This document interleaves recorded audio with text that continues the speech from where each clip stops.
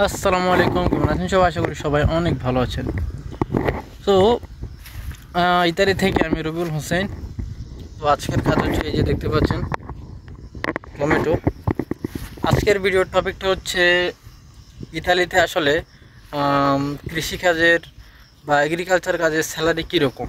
ঠিক আছে, আজকে এই বিষয়টাই আপনাদের সাথে তুলে ধরবো। তো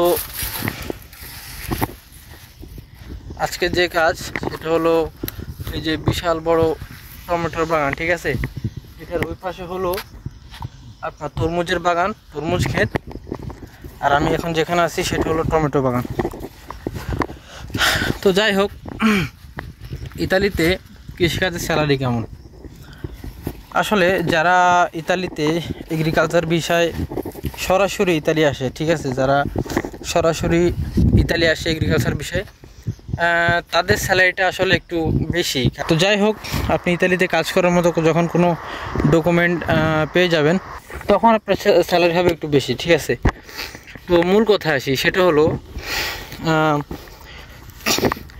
ইতালিতে সরকারি যে স্যালারি রেট, ঠিক আছে, ঘন্টায় প্রতি একজন শ্রমিকের ঘন্টায়, দৈনিক না, ঘন্টায় প্রতি একজন শ্রমিকের বেতন হবে 16 ইউরো। ঠিক আছে, যা বাংলাদেশি টাকায় আপনারা হিসাব করে নিন। এখন বাংলাদেশে 1 টাকা বাংলাদেশে সম্ভবত 130 টাকার উপরে। ঠিক আছে, তো আপনারা ধরে নিন কত টাকা হতে পারে। তো ঘন্টা 16 ইউরো। কিন্তু এখানে মালিকরা কি করে, যখন আপনি কাজ খুঁজতে যাবেন আপনি নিজে নিজে কিন্তু ইতালিয়ানদের সাথে কাজ করতে পারবেন না। আপনি যখন ইতালিয়ানদেরকে গিয়ে বলবেন যে আমি কাজ করতে চাই, তারা কিন্তু কাজে নিবে না। তারা একজন ঠিকাদারের মাধ্যমে, যেমন আমার লোক লাগবে, আমি লোক দিয়ে কৃষিকাজ করাই, ঠিক আছে, ওইরকম একজন ঠিকাদারের মাধ্যমে, যাদের কার্ড আছে, এই দেশে বাড়ি আছে, সব আছে, তাদের মাধ্যমে লোক নেয়। ঠিক আছে, তো যাই হোক, আচ্ছা কন্ট্রাক্টের হিসাব বাদ দিলাম। ঠিক আছে, এমনিতেই আপনার লোকাল সব খরচ বাদ দিয়ে একজন লোকাল আমাদেরকে যা দেয় ঘন্টায় প্রতি 8 ইউরো। ঠিক আছে, ঘন্টায় প্রতি দেয় 8 ইউরো, যা বাংলাদেশি টাকায় পড়ে কত আপনারা হিসাব করে নেন। এখন যদি 131 টাকা বা 132 টাকা করে পড়ে, তো প্রতিদিন 8 ঘন্টা, 9 ঘন্টা, 10 ঘন্টা কাজ করতে হয়। তো সেক্ষেত্রে কত টাকা পরে আপনারা হিসাব করে নেন।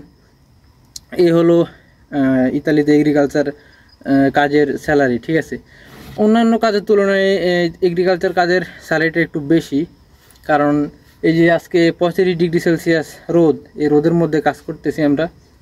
ঠিক আছে, তো স্যালারি তো একটু বেশি হবেই, যেমন কষ্ট তেমন একটু স্যালারি। তবে কৃষিকাজ করার উদ্দেশ্যে আবার কেউ ইতালিতে আসেন না। ঠিক আছে, ভালো কাজ করার কিছু শিখে আসবেন এবং পাশাপাশি ল্যাঙ্গুয়েজ শিখে আসবেন, তারপরে ভালো কোনো কাজ পাবেন। ঠিক আছে, এর চেয়েও ভালো স্যালারি কাজ পাবেন। এই হলো কথা।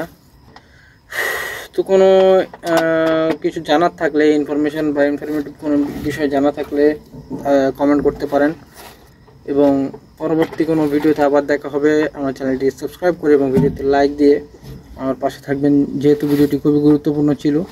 আশা করি আপনারা কিছু জানতে বা শিখতে পেরেছেন। ঠিক আছে, তো সবাই ভালো থাকবেন, সুস্থ থাকবেন। আল্লাহ হাফেজ।